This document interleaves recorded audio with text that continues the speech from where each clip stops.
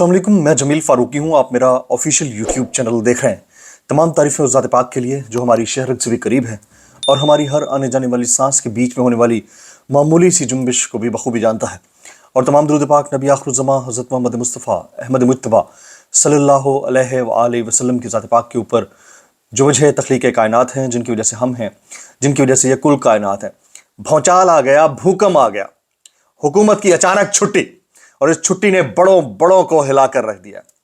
ये छुट्टी प्लान्ड थी, अनप्लान्ड थी? 25 साल से छुट्टी की जरूरत क्यों ना महसूस हुई?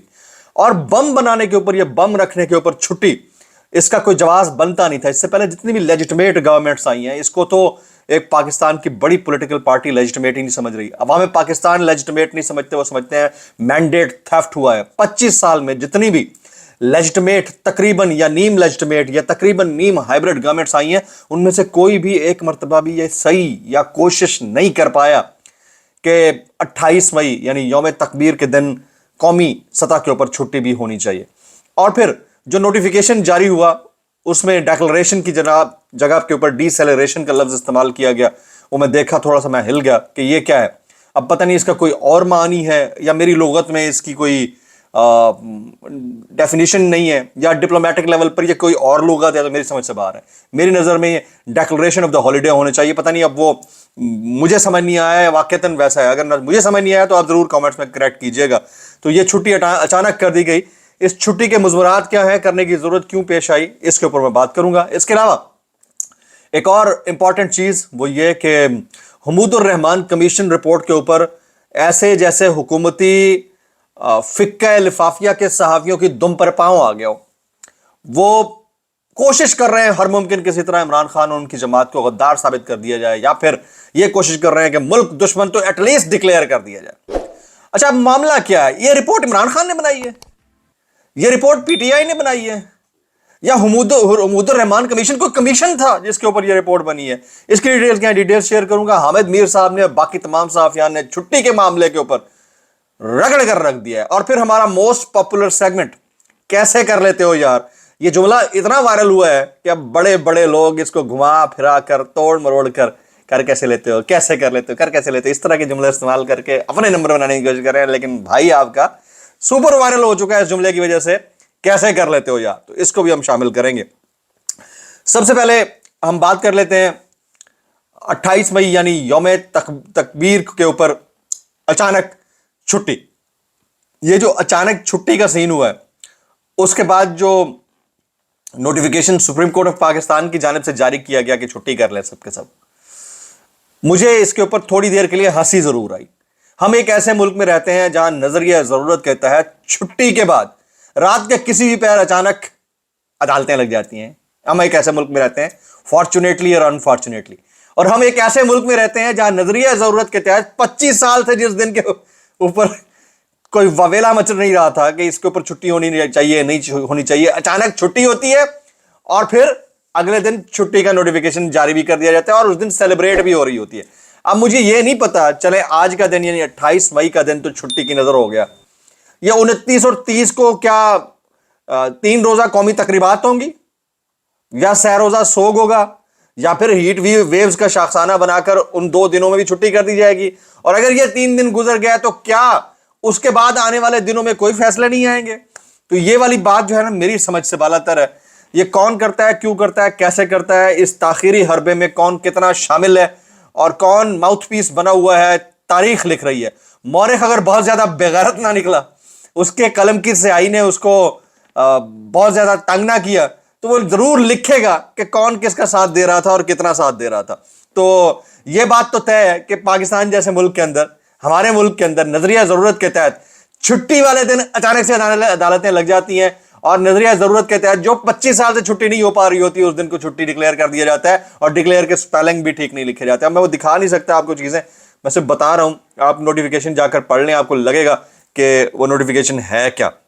अब आ जाते हैं हमूदुर रहमान कमीशन रिपोर्ट। मैं देख रहा था तलत हुसैन से लेकर पता नहीं कौन कौन, या आगे मैं शामिल भी करूंगा इन सबके बयानात, ये सब के सब जो है ना बढ़ चढ़कर बात कर रहे हैं और एक ही बात कर रहे हैं, और बात ये कर रहे हैं कि इमरान खान और उनकी पार्टी जो है मुल्क दुश्मन है और वो बांग्लादेश तर्ज के ऊपर उस मामले को सपोर्ट कर रही है, اور پاکستان کے خلاف کام کر رہی ہے اور ان کے اوپر بین لگنی چاہیے. اس طرح کی باتیں ہو رہی ہیں کہ یہ تو اب کھل کر سامنے آ گیا. اور اللہ بلا سب سے پہلا کوسچن، جو میجر کوسچن میرے اور آپ کے ذہن میں آنا چاہیے وہ یہ کہ کیا حمود الرحمان کمیشن عمران خان نے بنایا تھا؟ اور بھائی پاکستان کے اندر ایک بڑا واقعہ ہوا، پاکستان کا ایک لخت اس سے کٹ کر دوسری طرف چلا گیا. اس کے اوپر پاکستان کی عدالتی تاریخ میں ایک کمیشن بنا تھا. اس کمیشن کا نام حمود الرحمان کمیشن تھا. اس کمیشن نے ایک رپورٹ بنائی جو آج تک پبلک نہیں ہو سکی تھی. اس رپورٹ کو پبلک کیا ہے تو اس کا قصوروار عمران خان ہو گیا. اس کے اوپر تو صحافیوں کو تالیاں بجانی چاہیے کہ یار کسی نے کر دی ہے، پبلک کر دی ہے. تو کیا یہ اچھا پہلا سوال یہ کہ کیا وہ کمیشن عمران خان نے بنایا تھا؟ نہیں، وہ ایک واقعہ ہوا، اس کے اوپر پاکستان کی تاریخ میں کمیشن بنایا گیا جنرل جائیہ اور مجیب الرحمان کے معاملات کے اوپر. اس کمیشن نے ایک رپورٹ تیار کی. اچھا کیا وہ رپورٹ عمران خان کے حامیوں کے توسط سے ان کے اوپر انفلوئنس ڈال کر تیار کی گئی کمیشن کے اراکین کے اوپر؟ نہیں، وہ رپورٹ تیار کی گئی کمیشن کے لوگوں کی جانب سے جو کہ سرکاری افسران تھے، ججز تھے. انہوں نے وہ رپورٹ تیار کی اور پھر تاریخ میں کبھی پبلک ہو نہ پائی، ہوئی بھی تو اس کے مضمرات سامنے تک نہ پہنچ پائے. اچھا اب عمران خان نے کیا کیا؟ انہوں نے اس کمیشن کو تیار کر کے سچ اور جھوٹ کے درمیان کمیشن کی رپورٹ کو پبلک کر کے سچ اور جھوٹ کے درمیان جو ہے وہ فرق کو آشکار کیا ہے. اچھا وہ جو رپورٹ پبلک ہوئی ہے وہ آلریڈی بھی موجود ہے، اس کو اردو میں اس کے مضمرات کو عام فہم لینگویج میں لوگوں تک پہنچانے کی کوشش کی. اس میں مسئلہ کیا کیا ہے عمران خان نے بھائی؟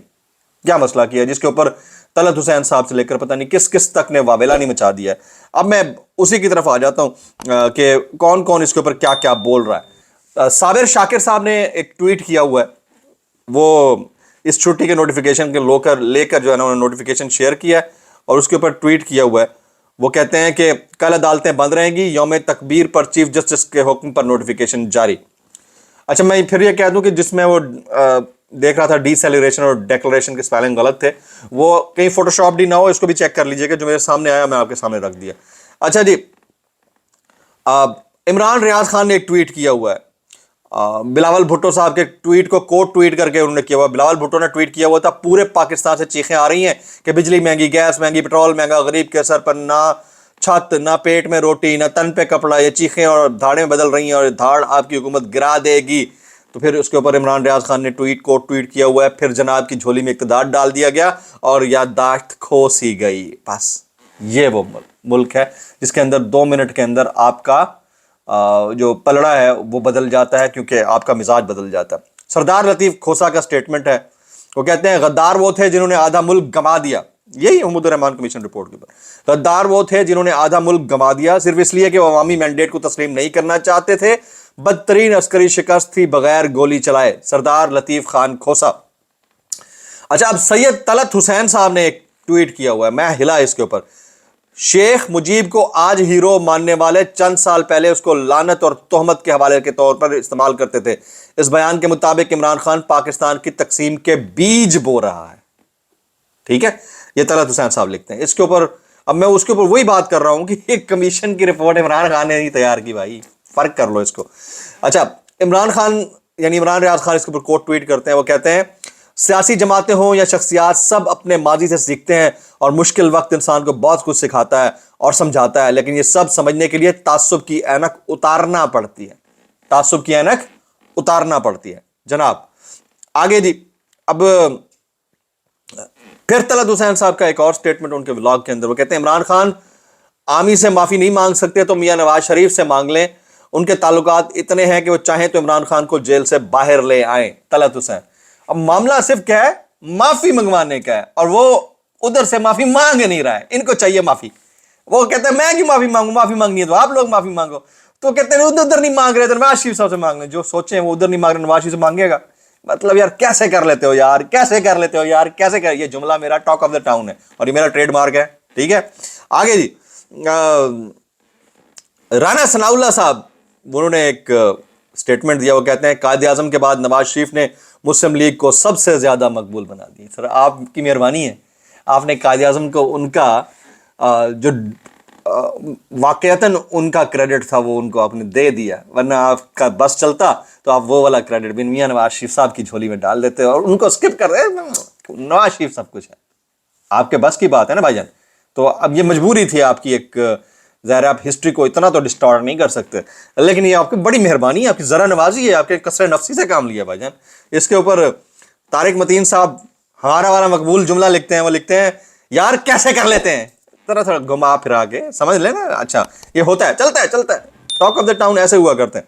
اچھا جی، صابر شاکر صاحب کیا کہتے ہیں وہ میں آپ کے سامنے رکھتا ہوں۔ وہ کہتے ہیں نہ ایمرجنسی لگے گی نہ مارشل لاء، یہ محض گیدڑ بھبکیاں ہیں۔ یاد دہانی کے لیے 3 نومبر 2007 کی ایمرجنسی لگانے والوں کا انجام ضرور ذہن میں رہنا چاہیے۔ یہ دھمکیاں عدلیہ کو ڈرانے کے لیے دی جا رہی ہیں جن کا منفی نتیجہ نکلے گا۔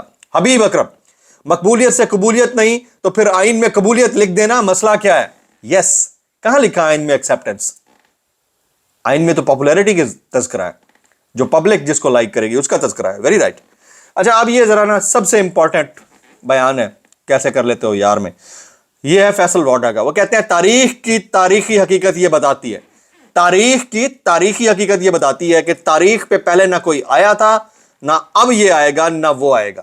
تاریخ پر تاریخ، میرے خیال سے جو 29 تاریخ کو 3 بڑی شخصیات کو جسٹس محسن اختر کیانی صاحب نے طلب کر رکھا ہے، ان 3 بڑی شخصیات میں سے ایک بڑی شخصیت کے نہ آنے کے حوالے سے انہوں نے کہہ دیا، اور یہ کہہ دیا کہ تاریخ پہ تاریخ ملے گی۔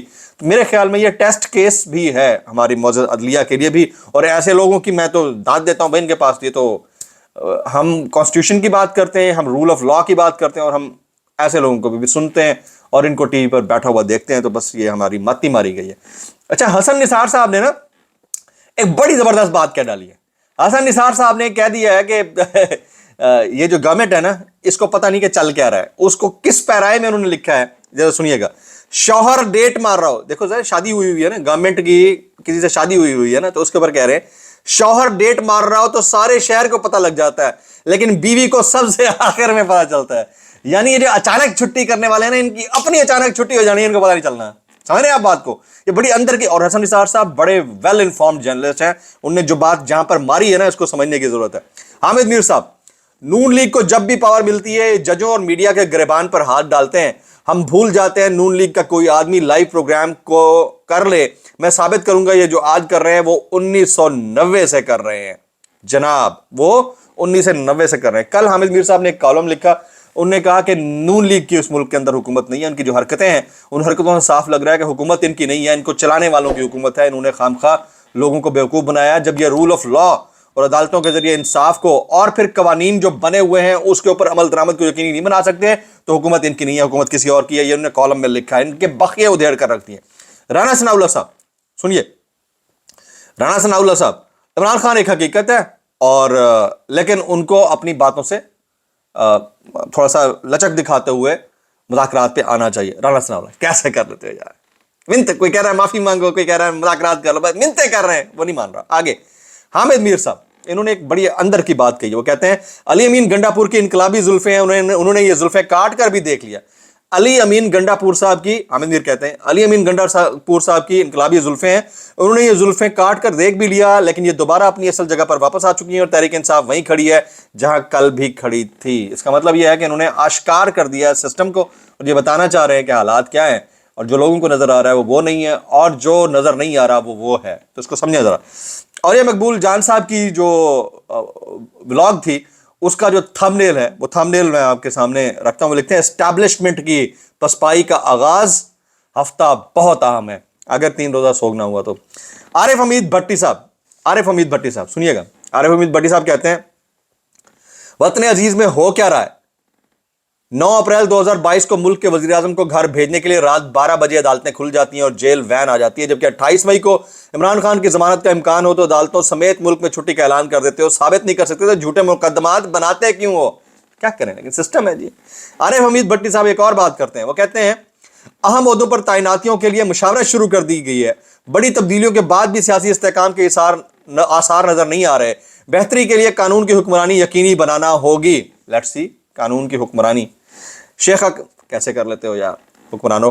شیخ وقاص اکرم صاحب، چھوٹا بھائی جنرل ریٹائر قمر جاوید باجوہ کے حق میں تقاریر کرتا ہے، بڑے بھائی صاحب انقلابی بن کر ان کے خلاف تقریریں کرتے ہیں، یہ کیا دوغلا پن ہے سر؟ یہ دوغلستان، ٹھر کمانستان، ٹھیک ہے، دوغلستان، ڈنڈستان، کیا کر سکتے ہیں۔ صابر شاکر صاحب، काजी साहब आजकल तोहफे जमा कराने की खबरें बढ़ चढ़कर लगवा रहे हैं।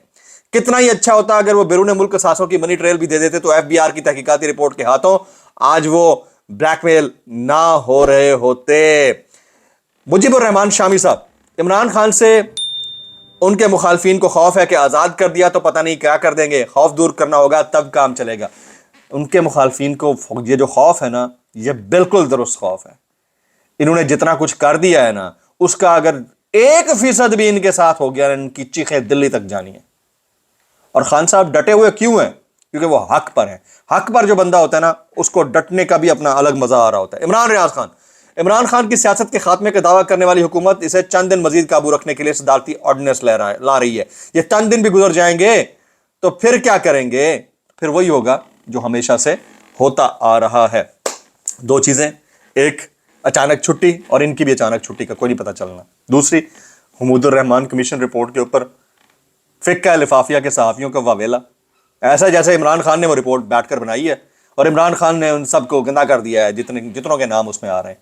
और भाई वो पब्लिक की इमरान खान साहब का, उनकी पार्टी का क्रेडिट ये है, राइट टाइम पे लोगों को एजुकेट करने की कोशिश कर रहे हैं और उसके ऊपर भी ये वाले फतवे जारी हो रहे हैं। तो ये वाली चीज़ें हैं जिनको देखने की ज़रूरत है। व्लॉग से इतना ही। मैं ट्रैवल कर रहा हूँ इसलिए एक आध व्लॉग मिस हो रहा है, लेकिन जैसे ही डेस्टिनेशन पे पहुंचूंगा तो इंशाल्लाह रेगुलर व्लॉग शुरू हो जाएंगे। एक आध दिन की बात है। जमील फारूकी को इजाज़त दीजिएगा। अस्सलाम वालेकुम वरहमतुल्लाहि वबरकातुहू।